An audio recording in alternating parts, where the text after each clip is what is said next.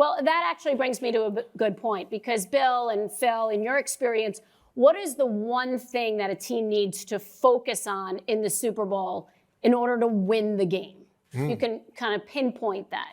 Is it quarterback play? Is it defense? Is it taking care of the week leading up to it? Yeah, it's coaching. Yeah. Coaching, there's a reason teams win and lose more in the NFL by coaches in the NFL have more power over wins and losses than any other sport. And it's the most valuable of all coaching and all of the major sports too. Game plans, how you do it, whatever. For the Super Bowl, what's that? Adjustments. At halftime. Adjustments at halftime, but I don't know if that's overrated sometimes. You go in, we did this well, let's do more of this and quit doing what we did wrong. But I think too, and I lived it, and I read everything, and all the pressure that players feel, Bill, and everybody in the game. And I thought, well, if I ever get there, I sure as hell I'm not going to choke it off the first quarter and a half. Yeah. Because, I won't say their names. There was two quarterbacks said they couldn't focus until late in the second quarter. And I went, oh my gosh, you wait your whole life to do this. So I was thinking about that. We got in the huddle after about 3 plays. Everybody in the huddle could barely catch their breath.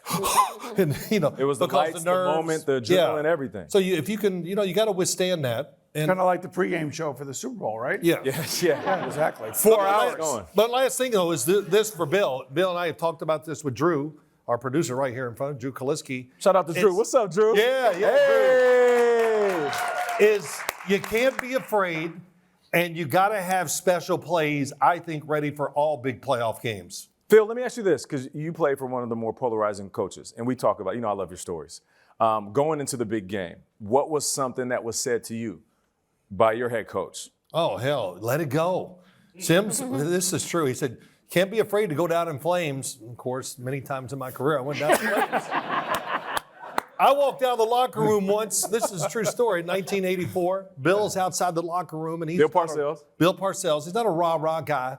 And I'm walking by him. He goes, "Hey, Sims, if you don't throw at least 2 interceptions, you're not taking enough chances." And I go, "I can take care of that."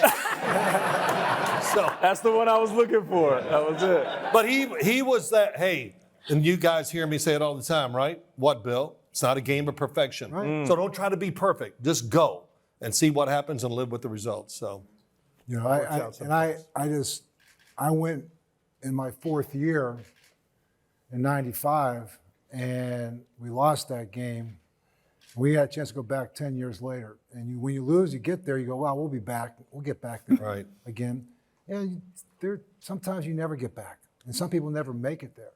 Mm-hmm. It is a grind. It's an honor. It's an opportunity. It's a privilege to be in that game. And I just remember the second time, after losing the first one, I said, just remember one thing as you go into this week, as we leave.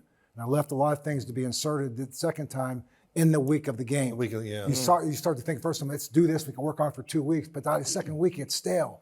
Your mind isn't used to staying with the same game plan week to week. So try to keep the routine the same. Give it to them on Thursday, Friday, and we'll have to execute it on Saturday. But you give it to them the week before, then you start making changes. And you start overthinking it. Yep. Totally. So I just remember said the last thing I said, they never remember who loses this game. Thank you, Coach. No, you don't.